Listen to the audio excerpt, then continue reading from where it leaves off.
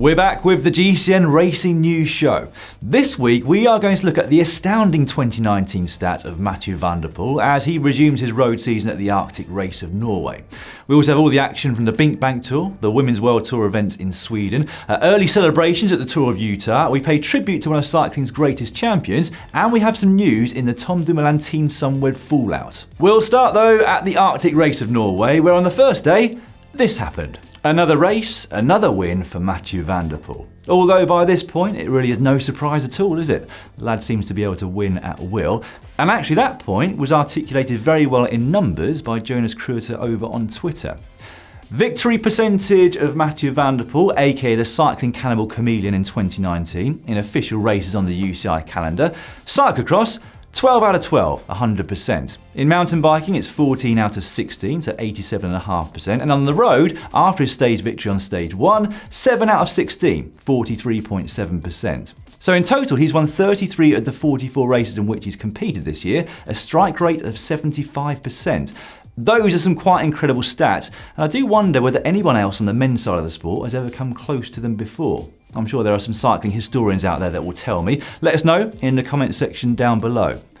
He didn't have it all his own way though. For the rest of the race, he almost looked human. Stage 2 would also finish in a bunch sprint, but this time Van der Poel had to make do with second place behind a flying Brian Cockard of Vital Concept. That was his 8th win of the season so far. The Queen stage though came on day 3, 176.5 kilometres to the Storea summit. At 3.3 k's long and 10.4% gradient, it was a proper test. Van der Poel, still in the leader's jersey, looked good on the lower slopes, but would start to struggle midway up, later revealing that he was sick. Up front, it became a battle from 3 riders, Alexei Lutsenko, French champion Warren Barguil, and local favourite Odd Christian Eiking of Wanty Gobert. And actually it was the latter who proved the strongest. He put 5 seconds into Barguil, whose consolation prize was the fact that he'd become the new race leader, although only by 3 seconds from Lutsenko. Which set up a tantalising final day, which was billed as flat, but in fact was anything but. Barguil set his stall out early, taking bonus seconds at the first intermediate sprint. Lutsenko then put his team on the front to work. They missed out on the second sprint as the breakaway managed to hang on. The Kazakh champion though edged Barguil on the line at the bell lap, bringing the gap between the two to 4 seconds on GC. It really was nail-biting stuff. Another Norwegian, Markus Hulgaard of Uno X, got away and took the biggest victory of his career on the stage, but behind, all eyes were on the GC battle. Barguil, as you can imagine, had been glued to Lutsenko's wheel, but in the sprint to the line, the Kazakh did enough to get himself 3rd place, and with it 4 bonus seconds, which in effect put him on equal time with Barguil.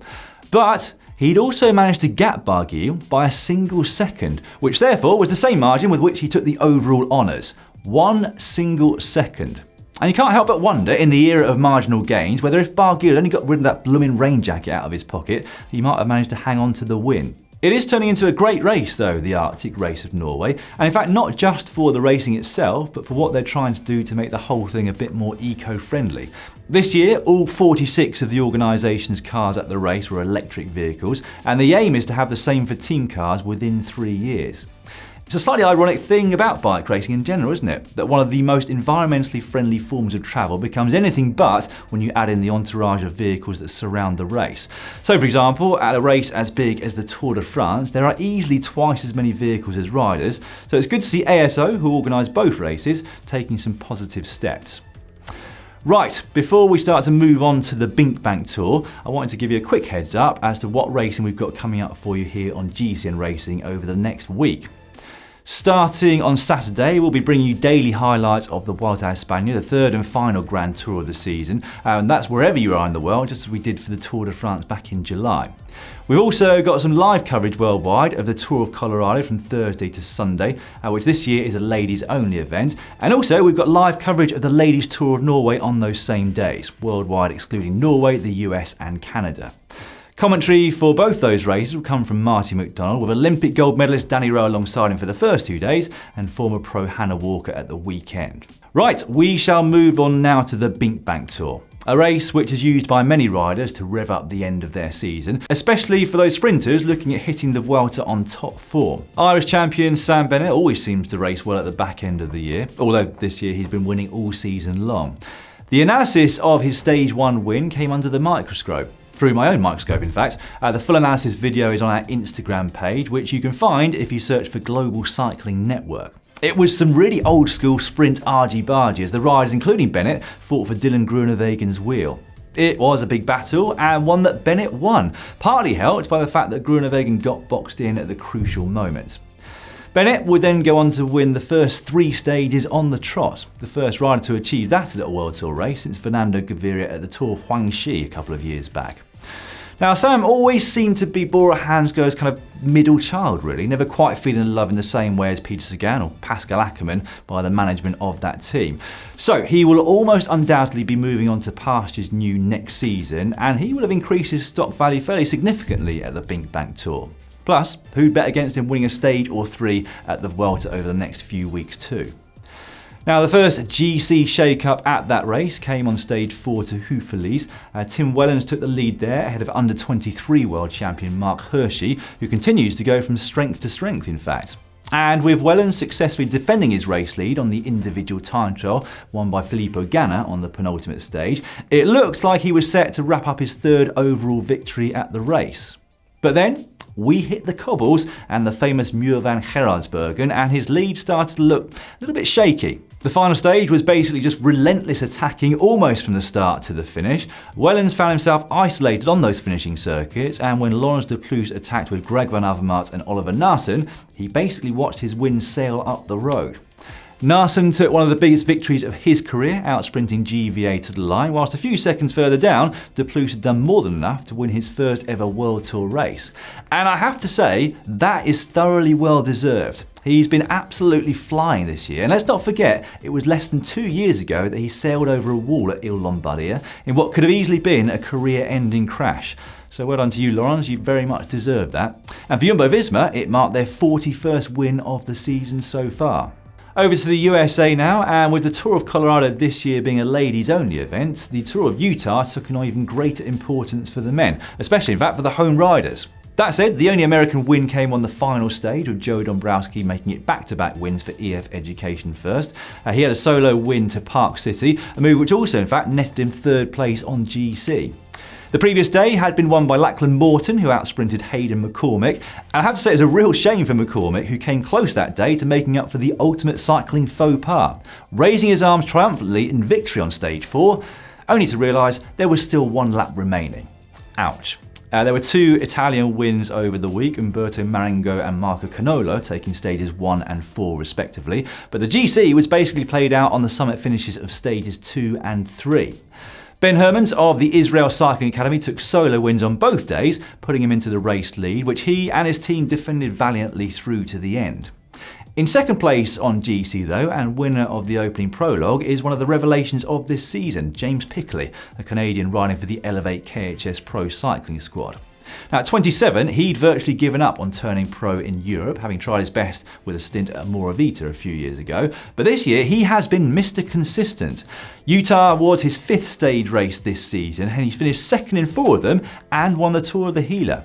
He's certainly a rider who now deserves his chance racing at the top level of the sport. The Women's World Tour moved to Sweden for its traditional 2 days of racing. The weekend, along with next week's Ladies Tour of Norway, will form part of the epically titled Battle of the North in 2021.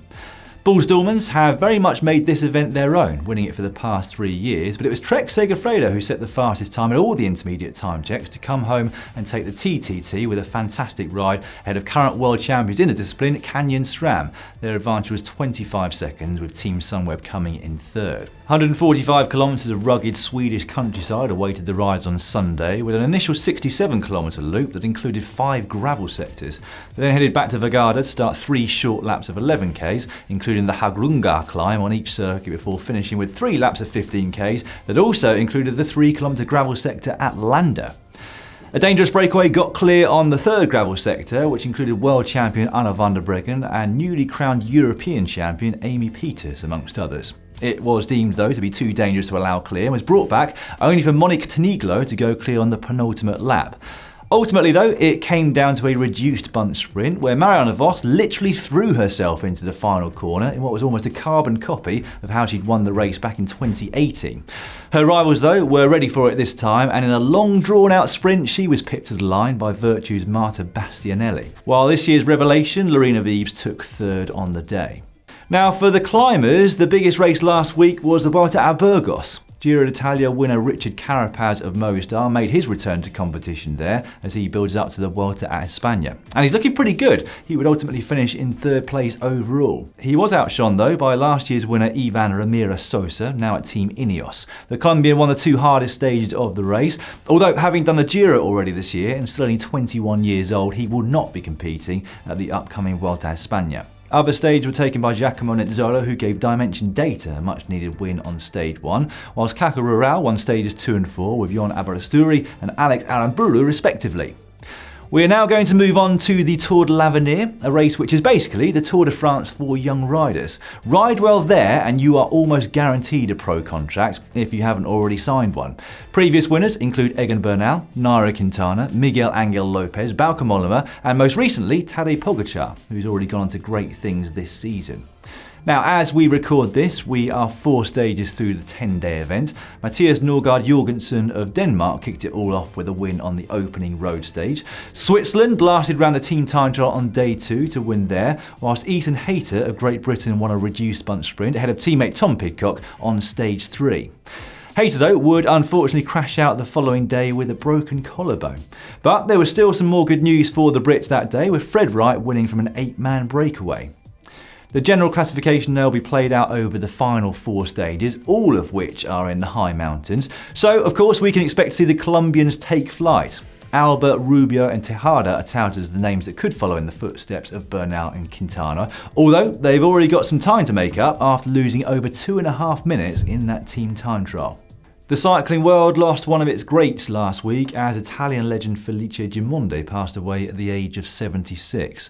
Amongst his career victories were 3 Giri d'Italia, a Tour de France, which he won in his first year as a pro at the age of just 22, a Vuelta a España, a World Championship, a Sanremo, a Paris-Roubaix, and 2 Tours of Lombardy.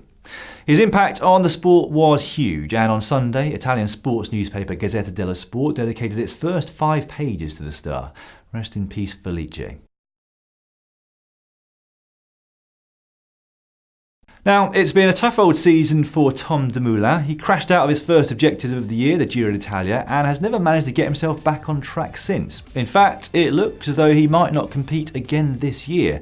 That partly appears to be due to friction between himself and his current team Sunweb, with whom he's been with for the last 8 years. It has been widely reported that Dumoulin has been so unhappy that he's requested to end his long-term contract early in order to join another team for 2020. Understandably, Sunweb have been somewhat reluctant to let go of their star rider, but this morning they released a statement saying that they've released Tom Dumoulin, who is now free to sign with another team. The statement on their website appeared to show an amicable split on both sides, with both admitting that they've done a lot for each other over those last 8 years. As things stand, it appears that Jumbo-Visma are at the front of the queue to sign the Dutchman, meaning that they would have 3 very serious Grand Tour contenders for 2020. It's going to be very interesting to see how they manage all of those riders' different aspirations. I wanted to chat briefly now, though, about the World Junior Track Championships for one particularly impressive, noteworthy and potentially game-changing result. In the men's team sprint, India won the gold medal. It's another step in the internationalisation of the sport of cycling, and absolutely brilliant to see, especially in the current era where a few track nations with the greatest resource tend to dominate the discipline. The win was the first at a World Championship for India in any discipline. Basically, they made history in Frankfurt last week.